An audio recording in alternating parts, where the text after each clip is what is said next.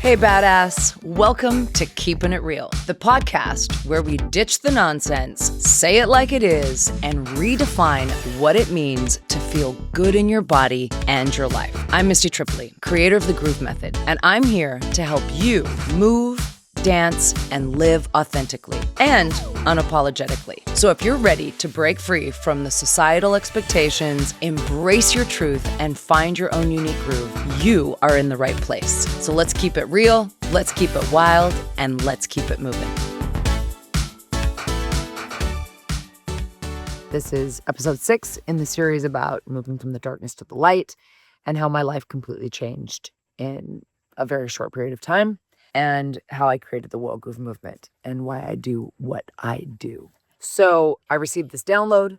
I know that I'm supposed to just have faith and I'm supposed to go for it. And I'm demanding, yo, God, listen, you better show me the way and make it obvious because I don't know what to do. I literally don't know the first step to take. I have no idea. So I just continued to do what I was doing. I was meditating every day, 4 to 6 hours, dancing 2 to 4 hours, going to a yoga class, and literally just and I also started salsa dancing at the same time. And as a little side note, a little housekeeping, you remember from the first episode, I talked about a guide that I was with, that I was supporting. So very quickly, that relationship ended because I was so clear on so many things so quickly. I was like, why? I'm not responsible for this person. I'm literally going bankrupt paying for this guy. And that's another thing. I claim bankruptcy. I was like, fuck it. Like I said, I'm not a credit score. I just claim bankruptcy. I'm like, I don't care anymore. I really don't care at all.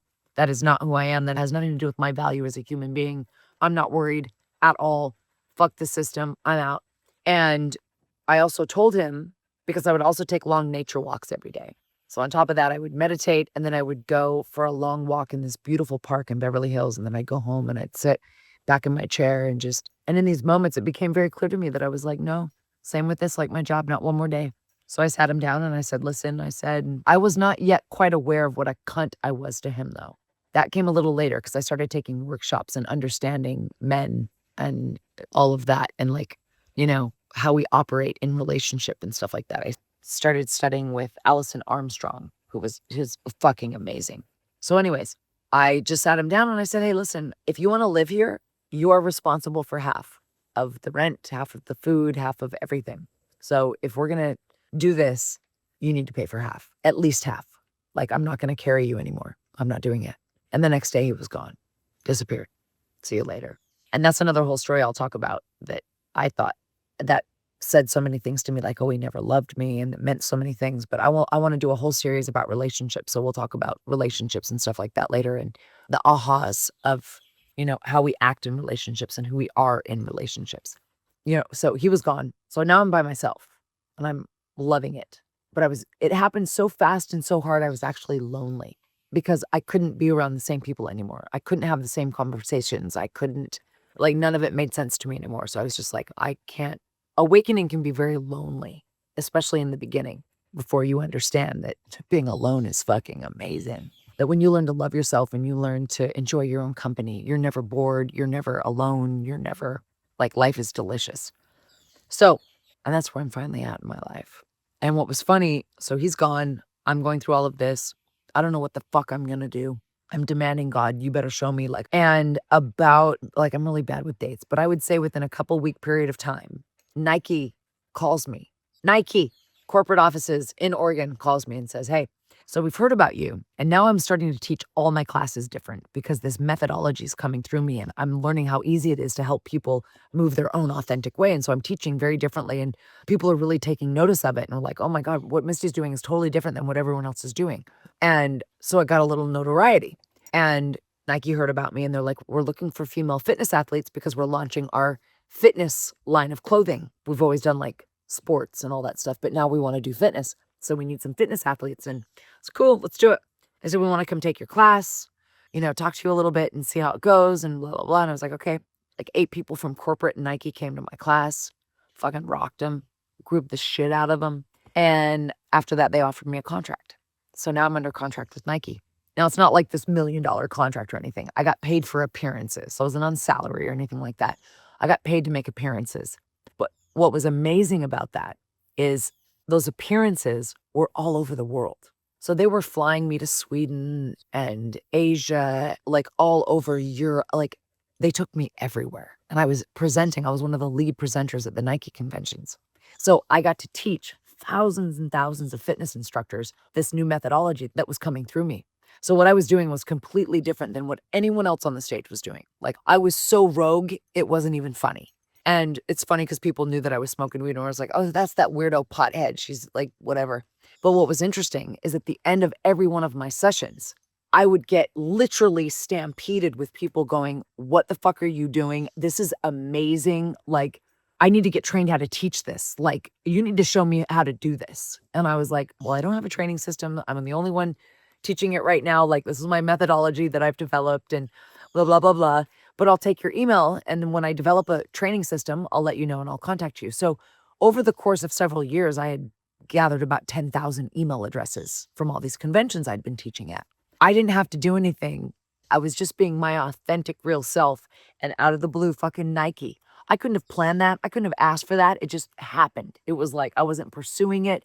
I didn't know how I was going to make this dream.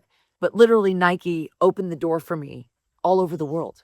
All over the world. I was teaching my ideas all over the fucking world and they were paying for it. Like, thank you. Hallelujah.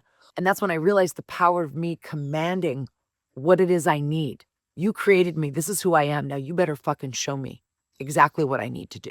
And boom, I never had to pursue anything. And what's amazing, and now I talk about my vision, I had master trainers.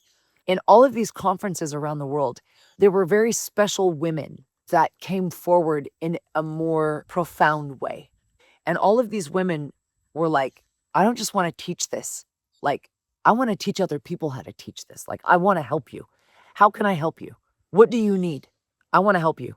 These people are still my master trainers to this day. That's what's so awesome. They've been with me for some 17 years, 15 to 17 years, most of them. Yeah, since the beginning. And I have a team of about 10 master trainers. So as we're going on, I'm gathering all of these leads. Everything's amazing. But you know what? Even though I had all this faith, even though I knew I was in alignment, even though I knew I was on the right track, I was still not fully conscious of everything. And I was desperate.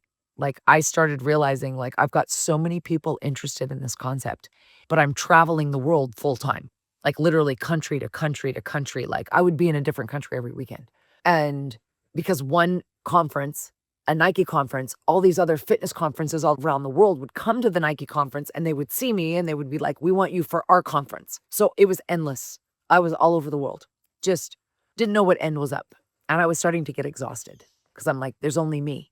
And I have all these people that want to help me, but I don't know how to utilize them. Like I don't have a training system. Even though like I was aligned, one of the greatest and darkest, the second darkest moment, my second dark night of the soul was about to come. Yeah. Even though everything was flying high, I was in alignment. The dark night of the soul, number 2, was about to arrive and fucking kick me in the ass. So if you want to hear the dark night of the soul round 2, stay tuned. Join me for the next one. I think we're going into episode 7. All right, fierce ones, that's a wrap for today. Thanks for keeping it real and grooving with me. If you're loving this vibe, be sure to subscribe, share, and leave a review so that we can keep this movement alive. Remember, this journey is all about you. You owning your own truth, trusting your instincts, and living boldly. Stay true, stay wild, and most importantly, keep being unapologetically you. So until next time, let's keep it real.